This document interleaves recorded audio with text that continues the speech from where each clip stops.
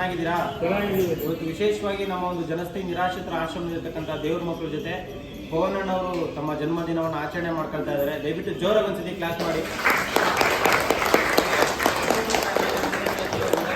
ಭಗವಂತ ಆಯುಷು, ಆರೋಗ್ಯ, ಸುಖ, ಶಾಂತಿ, ನೆಮ್ಮದಿ ಎಲ್ಲವನ್ನ ಭಗವಂತ ಕರುಣಿಸಲಿ. ಶನೇಶ್ವರ ಸ್ವಾಮಿಯವರ ಆಶೀರ್ವಾದ ಮಾಡಲಿ, ಶಿವಕುಮಾರ ಸ್ವಾಮಿಯವರ ಆಶೀರ್ವಾದ ಸಿಗಲಿ. ಎಲ್ಲದಕ್ಕಿಂತ ಹೆಚ್ಚಾಗಿ ಇಲ್ಲಿರ್ತಕ್ಕಂಥ ದೇವ್ರ ಮಕ್ಕಳ ಆಶೀರ್ವಾದ ಸಿಗಲಿ.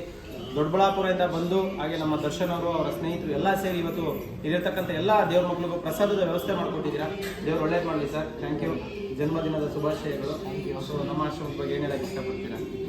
ಬಂದಮೇಲೆ ಒಂಥರ peace, mind peace full clear ಆಯ್ತಿರ್ಲಿ, ಒಂಥರ ನೆಮ್ಮದಿ ಅನಿಸ್ತು. ದಿನನಿತ್ಯ ನೋಡ್ತಾನೆ ಇದ್ದೀವಿ, ದಿನನಿತ್ಯ ನೋಡ್ತಾ ಇದ್ದೀನಿ. ಜನಗಳು ಹೊತ್ಕೊಬೇಕಣ್ಣ, ಏನಿಲ್ಲ. ಸೊ ಎಷ್ಟನೇ ಸತಿ ಬರ್ತಿದ್ದೀರಿ ಇಲ್ಲಿ ನೀವು? ನಾನು ಇದು ಒಂದು 8ನೇ ಸತಿ. ಏನು ಅನಿಸ್ತದೆ 8ನೇ ಸತಿ ಬರ್ತಾ ಇರೋದು? ಏನು ದಿನೇ ಒಂಚೂರು ಇಂಪ್ರೂವ್ ಆಗ್ತಿದ್ದಾರೆ, ಜನನೂ ಇಂಪ್ರೂವ್ ಆಗ್ತಿದ್ದಾರೆ, ಜನನೂ ಸೇರ್ತಿದ್ದಾರೆ, ಮತ್ತು ಆಶ್ರಮನೂ ಒಂದು ಸ್ವಲ್ಪ ಇಂಪ್ರೂವ್ ಆಗ್ತಿದ್ದಾರೆ. Thank you. ಪ್ರತಿಯೊಬ್ಬರು ಕೂಡ ಈ ವಿಡಿಯೋ ಶೇರ್ ಮಾಡಿ. ಹಾಗೆ ಪವನ್ ಸರ್ಗೆ ಒಳ್ಳೆಯದಾಗಲಿ, ಹುಟ್ಟುಹಬ್ಬದ ಹಾರ್ದಿಕ ಶುಭಾಶಯಗಳನ್ನ ತಿಳಿಸೋಕೆ ಇಷ್ಟಪಡ್ತೀನಿ. ಈ ವಿಡಿಯೋ ಮಾಡ್ತಿರೋ ಉದ್ದೇಶ ಪ್ರಚಾರಕ್ಕಾಗಿ ಅಲ್ಲ. ನಿಮ್ಮ ಅಕ್ಕಪಕ್ಕ ಆಶ್ರಮಗಳು ಸಾವಿರಾರು ಇದ್ದಾವೆ. ಸೊ ಅಲ್ಲಿಗೆ ನಿಮ್ಮ ಕೈಲಾದಂಥ ಸಹಾಯವನ್ನು ಮಾಡಿ. ಜನಸ್ನೇಹಿ ಆಶ್ರಮಕ್ಕೆ ಬಂದು ಸಹಾಯ ಮಾಡಬೇಕು ಅಂತ ಏನೂ ಇಲ್ಲ.